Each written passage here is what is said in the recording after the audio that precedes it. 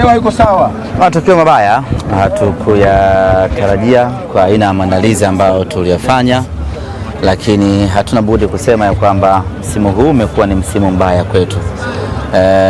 Hauna neno jingine lolote la kusema zaidi ya kwamba msimu huu umekuwa ni mgumu kwetu. Msimu huu umekuwa ni msimu mbaya kwetu. Yale ambayo tulizoea kufanya kwenye michuano ya kimataifa, safari hii tumeshindwa kufanya.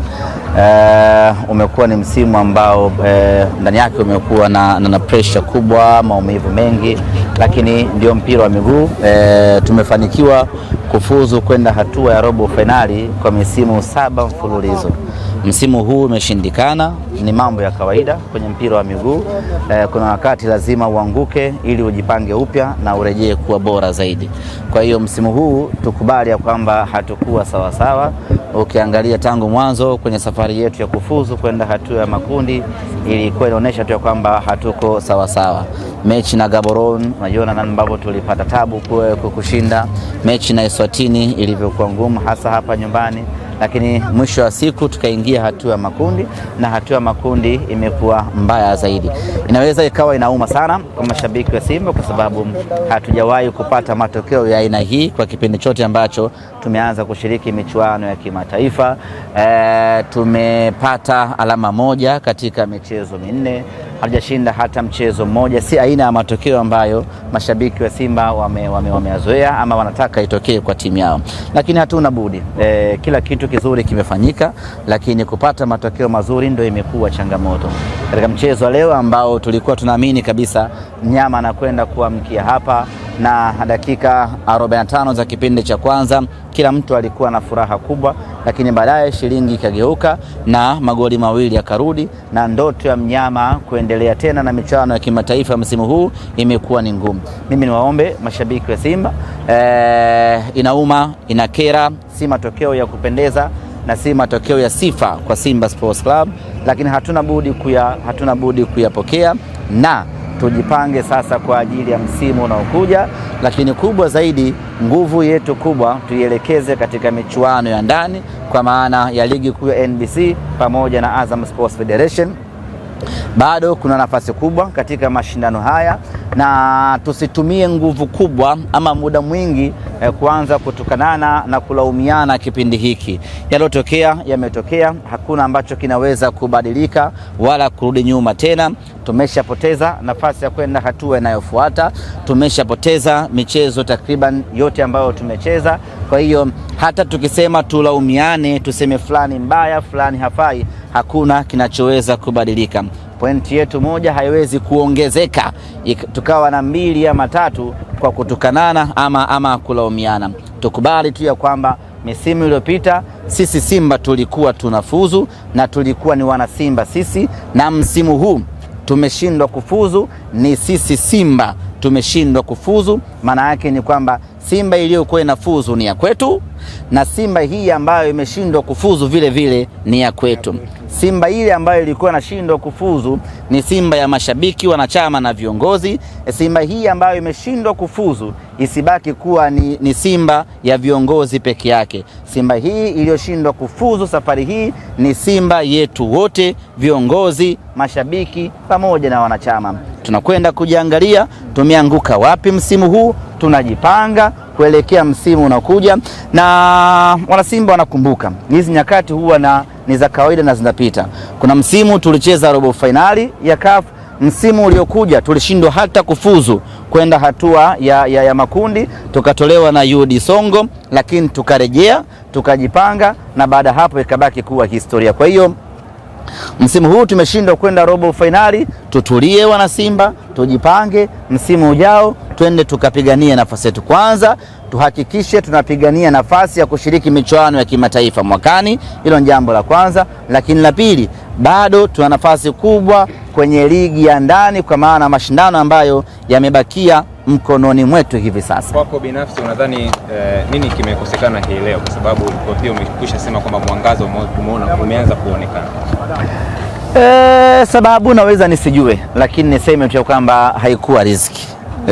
Kipindi cha kwanza tulikuwa bora, tukafanya kila kinachowezekana tukapata matokeo mazuri, ghafla shilingi ikageuka. Kuna wakati unaweza kushindwa kuelezea kwa nini imekuwa vile, lakini niseme tu kwamba msimu huu in general umekuwa ni msimu mgumu na umekuwa ni msimu mbaya kweli kweli kwetu wana Simba. Hii inaleta taswira gani ukiangalia mwaka jana mlifika finali shirikisho na mlikuwa mkiishia robo finali, kwa ukubwa mlikuwa nao mnaishia hatua ya makundi mwaka huu? Ni taswira gani inaleta? Ni kwenda kujipanga. Si taswira nzuri kwa klabu kubwa aina ya Simba, hata kama tusingecheza finali msimu uliopita, lakini kwa ukubwa ambao tumejiwekea na standard ambayo tunayo, ni timu ambayo tunapaswa kufanya vizuri kila msimu. Na bahati nzuri ni kwamba tayari watu wetu wameshazoea hayo maisha. Kinachowatesa mashabiki wa Simba hii leo sio kushindwa kufuzu ama kitu gani, kinachowatesa ni mazoea.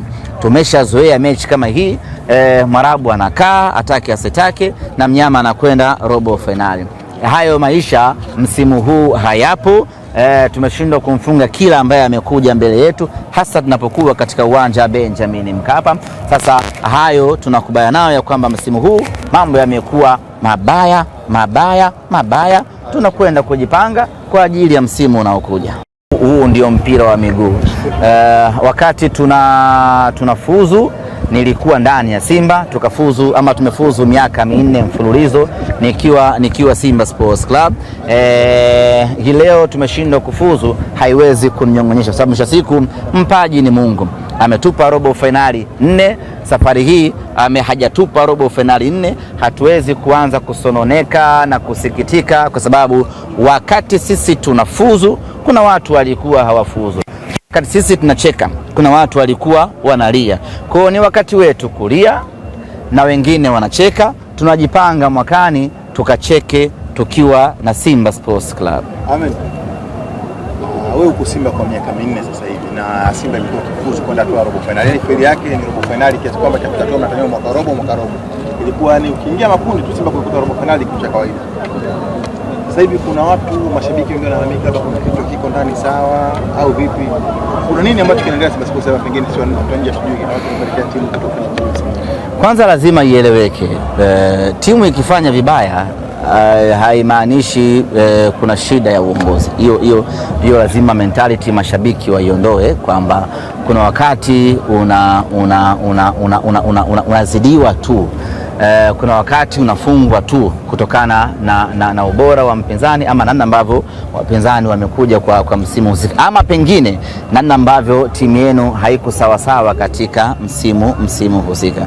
Kwa mimi ninachoamini, tumehukumiwa kutokana na ubora, na ukitaka kuthibitisha hilo ni kwamba timu tayari imeshaongoza magoli 2, lakini tumeshindwa kukuzuia kwa dakika 45 tu tuondoke na ushindi wetu wa kwanza. Kwa hiyo ukiangalia tu hapo unaona ni shida kubwa zaidi ya kiufundi kuliko ya kiutawala, ambayo tunalazimisha ionekane kwamba kuna shida ya kiutawala.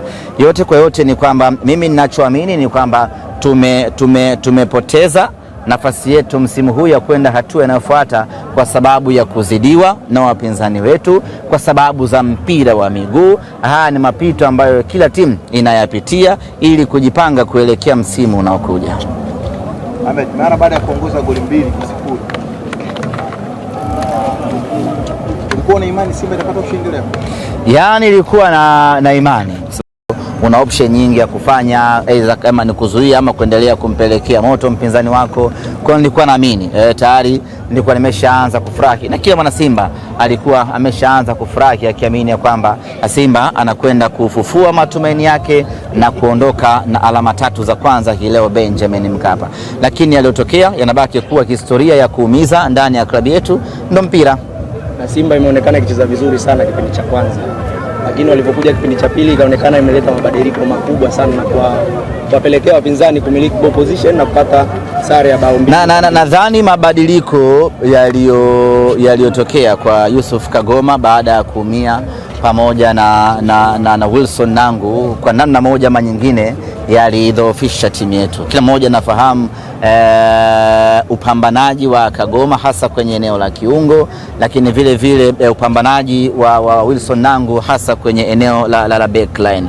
Kwa hiyo kuumia kwao kukapelekea mipango mingi ya kiufundi kubadilika, na kama haitoshi wapinzani wakaweza kunufaika na advantage hiyo, lakini goli ambalo amesababisha Alassane Kante lilimkata kabisa na kumuondoa mchezoni, na akaomba kufanywa mabadiliko. Maana yake ni kwamba alishindwa kabisa kuhimili pressure ambayo ilikuwa inamkabili. Baada pale kila kitu ndani ya timu ikabadilika na wapinzani wakanufaika. Kwa kumalizia, semaji